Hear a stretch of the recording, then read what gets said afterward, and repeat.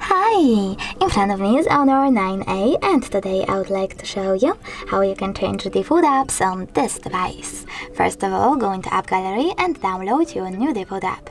In my case, it will be Browser. So I will go with Opera.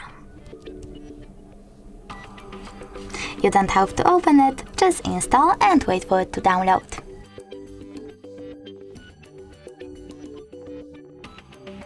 Now, when I have my app, I can go into Device Settings, scroll down and choose Apps.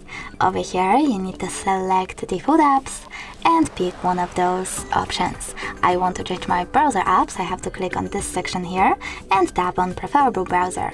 So when I click on Opera and go back, I can see that my default app has changed. Thanks so much for watching. If you enjoyed this video, leave a like, comment and definitely subscribe. Bye!